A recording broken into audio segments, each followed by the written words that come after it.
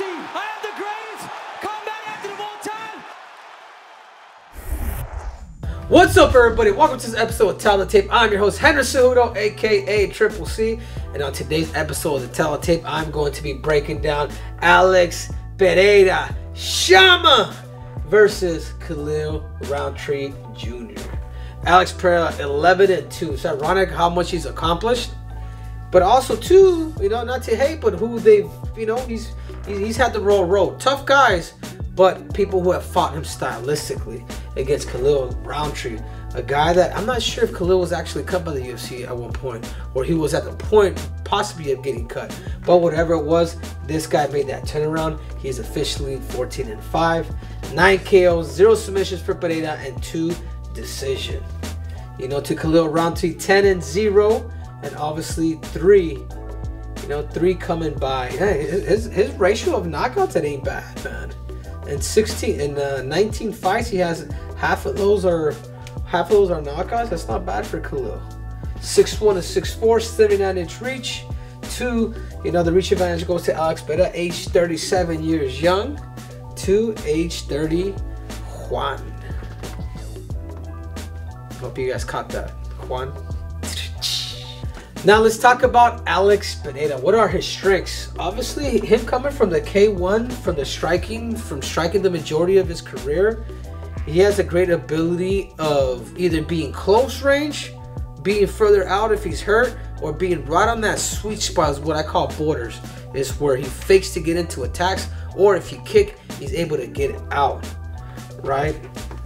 His straight shots. Not only is it straight shots, he'll boom, boom, boom, boom, but obviously he's able to mix all of his fighting from going from straight to eventually, launching in that hook. But his straight shots and straight to the point is what makes him lethal. And as I said before, with a guy like Alex Pereira, his KO power from any range. I mean, he'll literally throw his hook. He'll be this close to here, and notice he's always neutral, he's always upright, and he'll throw it from here, boom, to eventually knock his opponents out. Or what about that flying knee? You guys remember that flying knee? I want to say it was his UFC debut when he threw that flying knee, bah, to able to knock out his opponent. I mean, the dude has a variety of diverse shots, but the most important thing is he's got power. You know what I'm saying? Like, he's a smart dude, man. He's able to break people's down, break your foundation through kicking, and then once you're officially hurt, then boom, that hook comes in, whether it's short or whatever, but he's freaking throwing it. And obviously, one of the biggest things that people don't see is Alex Pereira does not telegraph his kicks. When Alex Pereira kicks, he throws his butt out. And he throws it this way. Like, he doesn't do the traditional throw the hip in or use his hand as he actually go. He does not telegraph it. Silly, I don't know if you guys can catch me here, but he'll literally, and I've talked to him about it because a lot of people don't recognize. We kind of kick the same. Is he'll as he's getting ready to go, he'll just kind of squat a little bit and then bam. Like, there's no motion going that way. Everything is just here and to the point. Boom. It's almost like he's sitting in that chair. And once you guys start to notice that with the guy that's 6'4" and physically bone dense, once he kicks you, woof, after Israel, I did sign you how it felt. It's no joke. But without further ado, let's talk about his weaknesses. And this is somewhere he's gonna have to be careful. And this is the same reason why he got knocked out by Israel Adesanya the last time that they fought. They fought like, I want to say a lot. They fought, what, 5 times? 4 times, yeah. Okay, I was off by 1. He got too comfortable. Because he has small MMA gloves. Like, this isn't glory number. This isn't that big, puffy 10-ounce glove. The 4-ounce glove, less than half of what he used to have. And he's going to have to recognize it, because there's one thing that Khalil Rountree does come with. He comes with fire. And if you play with fire, as good as you are in your credentials, you will get burned. And this is where I feel like Khalil could really expose him. His takedown defense. Alex Pereira's takedown defense is suspect. Very, very suspect. If you saw when him and Israel Adesanya started rolling around, like, it was crazy, man. That Israel was getting the better of the wrestling positions, because Israel's not known for that, but he was able to really take him down and then do his thing. But that's one position right here. If John Wood could really bring in the takedowns against a guy like Alex Pereira, you could have a victory. But also we have to talk about the fact that Alex Pereira gets hurt, and you can tell people don't really capitalize on that. Like, the chin is there, man. You know, his chin did go against Israel. And there's been other people who have hurt him. Israel has hurt him in the past, and obviously he does like to spar a lot. And when you like to spar a lot too, man, it's not always the best thing. It's the same reason why, you know, Muhammad Ali had Parkinson's. If you watch some of his old videos, Muhammad Ali, the reason why he started shaking, it wasn't because of his fights. That was just one thing. It was because every day that he was sparring, get hit. You know what I'm saying? So even though like striking is dangerous in that sense because of this. Because of that, you know, you juggle the brain too much, or you get hit a lot, even if it's practice. But I tell you what, that thing adds up. So never do really things happen in a fight. They really happen during practice. Are you smart on how you train? He doesn't really necessarily have head movement. I mean, that's not the biggest thing for me. But you know, that was my producer, by the way. Head movement. You know, I think he could work on his head movement a little bit better, because, you know, he will give one and eventually take one. But what really saves a guy like Alex Pereira is his distance recognition. The fact that he could be further out, or if he's in, he's throwing that hook. Let's talk about his counterpartner, Khalil Rountree Jr., his strengths. You know, me and Kamaru talked about it today on Pound for Pound. Like, a lot of people are calling this dude out. You know, but a lot of these guys also don't realize that, man. Khalil Rountree, he's pretty well rounded with the striking as well. Is it as good as Alex Pereira? No.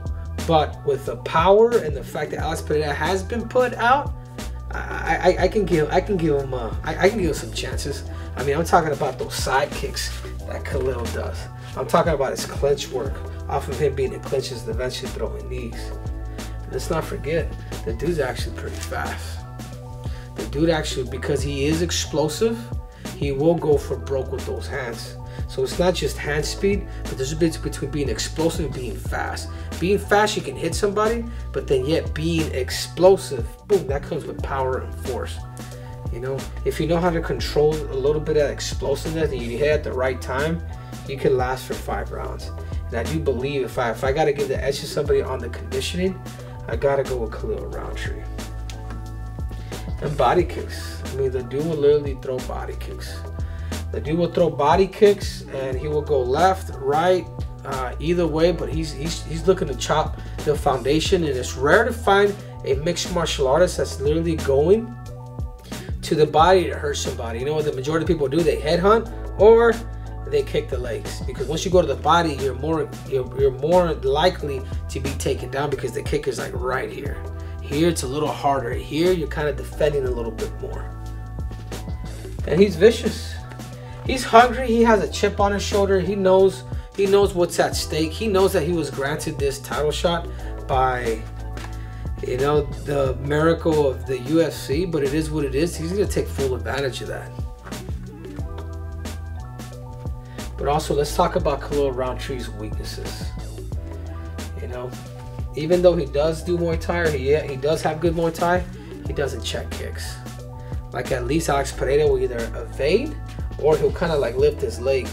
Alex Pereira will check, or he'll lift his leg a little bit, like to miss the kick. It's actually kind of funny. And I saw him do this before too, where he uses like the bottom of his foot to be able to step it. I don't know if he's playing, but I think some of that stuff, if you have the right timing, it works. You know, you let somebody kick the bottom of your foot rather than your damn shin. And sometimes he'll swing wild in exchanges. Sometimes he'll get a little emotional. You know what I'm saying? And that's where experience, that's where championship experience comes in. You know, this is the first time him fighting for the belt. This is the first time him being in a real limelight, not at the apex, not at these other events, but this is where he's gonna, you know, could he not get emotional, because the crowd can play in to a lot of how is it that you're actually going to fight. And because he does get emotional, he's gonna be easy to counter. And this is where I feel like Alex Pereira's probably looking to really step in on. You know, just let Khalil get crazy aggressive, and then bah, let that chick hook, or call the hook that you want to call it. And then sometimes you'll show up, and then you know, and sometimes you. I'm very proud of where Khalil has gone, but you know, there's been times where it's just like, man, that fight really, you know. So sometimes you don't know what, I don't want to say sometimes you don't know what you get, but could the Khalil 2.0 show up every single time? And that's a question that I have. And to tell the tape here, but let's get down to it. Strikes landed per minute, 5.23 to Khalil Rountree 3.84. I mean, would you guys look at that? I mean, he's more of a risk taker. Typically, guys that knock people out a lot more because he takes more chances. You know, he has a better, outcome. And this is ironic here. Strikes absorbed per minute.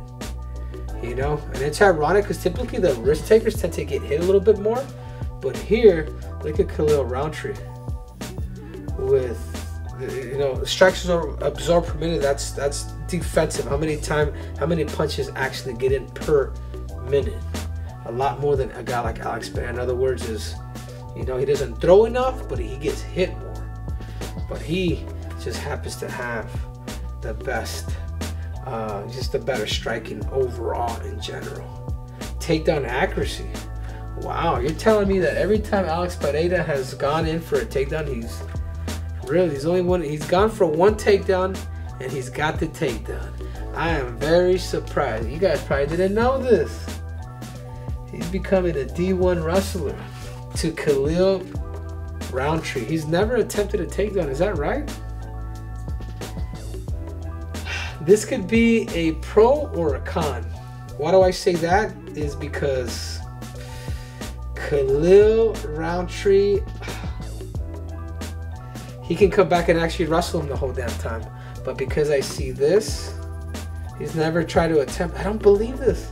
I don't know if these stats are actually right. But from UFC. Yeah, but we'll look for it. We'll look. The producer's saying right now that it's from the UFC, but that's what it says. So if that's the case, Khalil, man, you could have gone so much better if you actually attempted takedowns. You're a strong body because you're gonna have to against this guy right here. Takedown defense 70%. Again, Alex Pereira. Submission average. Alex Pereira. Dude, I think Alex Pereira won the whole damn board. You know? But, I mean, that's one thing. You know, typically it's not like that. This is a rarity. You know? But if I'm breaking this fight down, what is that Khalil Rountree needs to do? Khalil Rountree needs to go for broke. There's two game plans. You find his chin, or you wrestle this guy to death. And because he's never attempted a takedown, he is going to be too tired to take down a guy like Alex Pereira. So the only way to do it is to go for broke and take his chances on his feet. But I just don't see him doing that. So for that reason,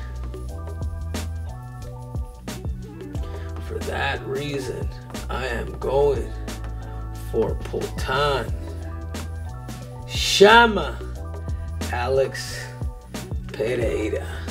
I potentially have Alex Pereira possibly winning by maybe first to second round TKO.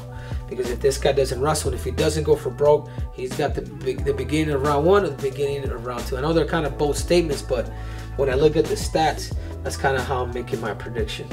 You know, I would love for a guy like Khalil Rountree to upset everybody, including myself. But what are those chances when you don't attempt? Zero takedowns, zero takedown attempts. I think that's crazy. So he's always been on his feet. If these stats are right, according to the UFC guys, so don't quote me on this. You know, so that is, yep, I'm looking at right now what the UFC has. And so don't come at me, Khalil. People don't come at me. Would I like to see the upset 100%? But where I have to place my money, you know where I'm going. Shama! And this episode is brought to you by the one and only Lifted Trucks. You may be a short key. You may be 5'4" of twisted steel and sex appeal. But guess what, guys? Out on the street, I'm about 12 feet damn tall. So you guys make sure to go liftedtrucks.com and get your lift on. I'm out!